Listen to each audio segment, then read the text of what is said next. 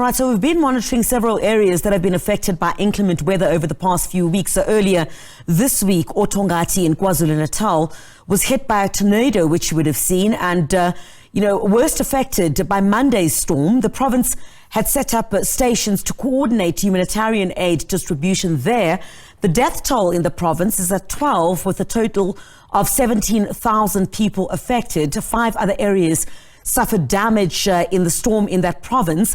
Let's get the latest update now. SABC News Reporter Mlondi Radebe is at one of the schools that were affected. Mlondi, a very good morning to you. Thanks indeed for your time.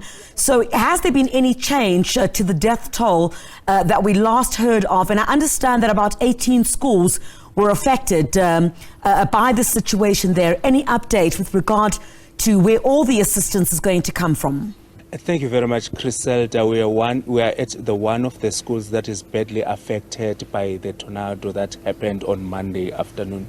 But we are still waiting for the Department of Cooperative Governance and Traditional Affairs in the province of KwaZulu-Natal to address us in relation to any changes when it comes to the figures, because the last figures that they gave us, it was just 12 people that lost their lives in the province of KwaZulu-Natal. But it's one of the sad moments in the province, because even the families, the 17 families that you're mentioning, they are still trying to put their pieces. There are still mop-up operations in their houses. They are not sure whether they will be able to rebuild their homes. But in this school that we are at, a seaside combined school, about 900 learners are not able to go to school because the school was badly damaged. We'll speak to the SGP, Perman Naidu, who will briefly tell us about the incident that happened, leaving the school with no roofs and learners are staying at home.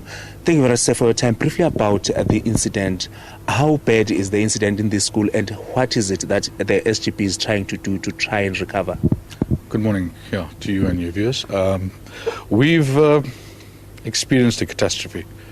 The school is completely demolished. Whether we can get in, people may think we can, but we cannot. It's every roof is off the building. Most windows are gone, doors are gone.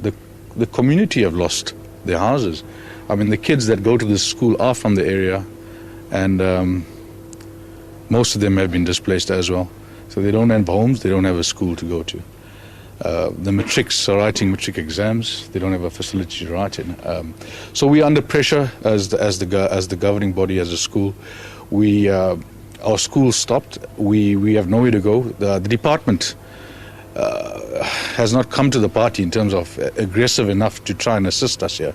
So we're urging department, we're urging business owners, please, come and assist us. We need your assistance. We need these kids back in school or some sort of facility. I mean, they're losing out, and we don't want them to go down the wrong paths with this free time. So please, business owners, communities, I mean, we thank the community. Our community has really rallied together and have been resilient, to assist us and assist the school.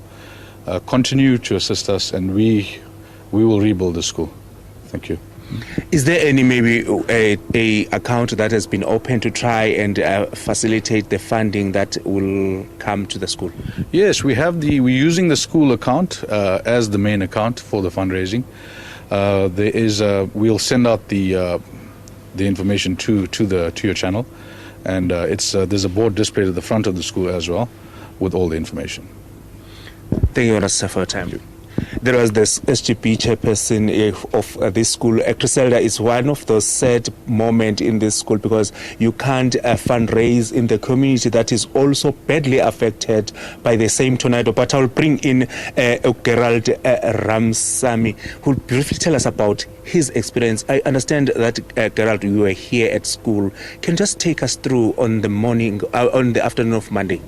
On the evening of Monday, we were currently working at school, repairing a burst pipe when heavy rains had started, and then it turned into hail, and there was really dark clouds that came in, and that's when the tornado struck. There were probably 12 of us on site. 10 of us managed to get out unharmed. There were 2 of our security guards that were injured, but fortunately we managed to get them to hospital, and they've recovered, and they are back on duty. We were out in the assembly area when the tornado struck, and I had nowhere to take cover but my car, so I decided to get into my car, and that's when the tornado struck, and the structure had collapsed onto my car. And it was devastating, it was terrifying. There's no words that can describe the feelings that went through me at that time. I thought I'm not going to come out alive, but I thank God that, we did get out of there unharmed. And, we're more than fortunate that this tornado did not strike during school hours, because we had 900 plus some students and teachers at school. So we're more than grateful that it happened after school hours, but it was totally devastating. And I plead to the community, business owners, and anybody that's there to reach out to us to come on board, assist us in getting the school up and running. Gerald, is that your car, the one that you basically were showing us that is stuck there? Yes, that's my car stuck over there under the shelter. We did get some guys to come in and remove the steel structure, but, because of health and safety issues, we had to stop work. So we've got health and safety officers on site, and probably we can continue on Monday.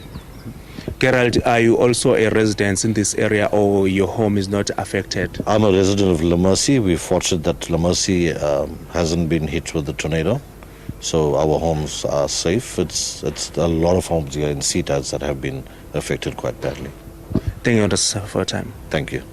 Gerald, that was Gerald briefing us in relation to what happened when he was here at school, as he also worked in the school. But he's saying that here it was lucky that the students were not, or learners were not at the school, as well as the teachers, because it was going to be one of the sad moments of this school. We'll also rope in the coordinator of the project that is trying to assist the school. Briefly, ma'am, can you have your names for our record? Hi, my name is Kiara Henry, and I'm the aid coordinator here at CTADS and the surrounding area that's been affected. Okay.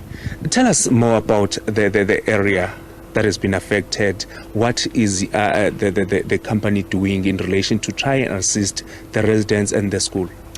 The task team that I'm heading up it comprises of both public and private sectors. We've worked closely with the Department of Social Development. We were on the ground with them yesterday, assessing the needs of the families most affected by the tornado in the surrounding areas. We have a huge need for aid, so we appreciate all of the donations that continue to come in.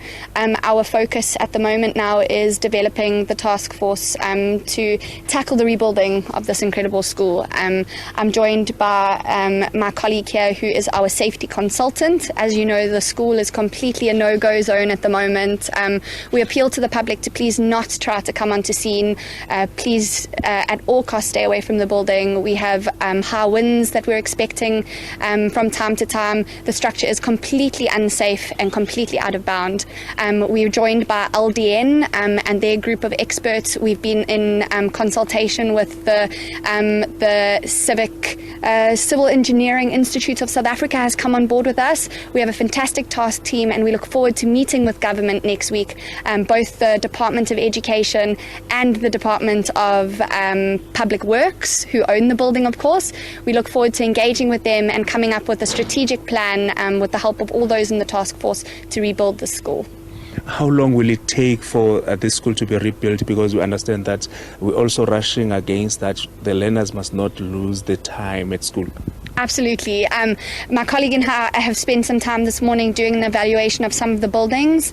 Some are probably needing to be condemned by the looks of things. Others are just completely structurally unsafe. At this time, there's no estimate on a timeline, but we'd like to ensure the residents that both public and private sectors are going to be working in collaboration to bring all 900 students and their staff back into a fantastic educational environment.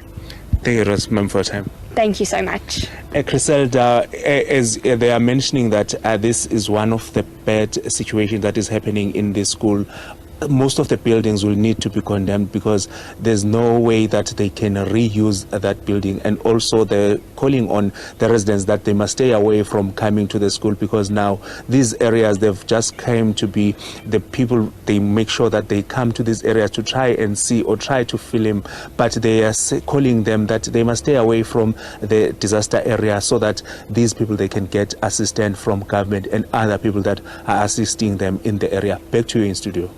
Well, Mlondi, just before I let you go, if we could ask our colleague just to pan perhaps a bit towards that roof. This is absolutely devastating and even more heart-sore that I'm learning from you that the learners at that school are not attending school at this particular point. Has there been any word from the provincial Department of Education to try and deal with the situation, given that you said there was 18 schools that had been affected? But first of all, I'm very interested to see what that roof looks like. It's absolute devastation there. Oh, okay. No, Griselda, I'll just step out of the shot so that Busiso Tembe can show you the roof, the damage of this school. It's badly affected. All the tiles were removed by the tornado, and all the windows are broken, the doors. So it's no way, because you could also see that the trees that were inside the schoolyard are also damaged and broken. Everything, this tornado wreaked havoc in this school, because there's no way that they can also allow the learners to come to this kind of a facility. But we did try to speak to the Department of Education to try and find out more about the 18 schools that have been affected by this tornado. But we are still waiting for them to get back to us so that they can also brief us in relation on the plans that they have to try and assist the learners to maybe to be able to get back into time, because there's no way that they can learn in these schools. Maybe they'll use this community halls that are nearby, but we are not sure at this point in time what will be the assistance from the Department of Education. Back to you in studio, Griselda. Mlondi, thank you very much indeed. Absolute devastation there. And certainly it doesn't look like that school can be used going forward. An alternative plan certainly will need to be made. Thank you very much indeed. Mlondi Radebe, on 18 schools, we understand from him, that have been affected, in KwaZulu-Natal. And certainly we wait to hear from the Provincial Education Department about what necessary measures will be put in place to ensure that learning and teaching continues. I think, the school holidays that are coming up quite soon? My memory doesn't really serve me well, but I think so. Yes, indeed. We do have, thank you very much, Ayanda, in my ear, that we have the school holidays that will be coming up very soon. So perhaps during that opportunity, the department would likely intervene to ensure that once the holidays are done and schooling needs to resume, you'll have a situation where these learners will be able to return to school as well.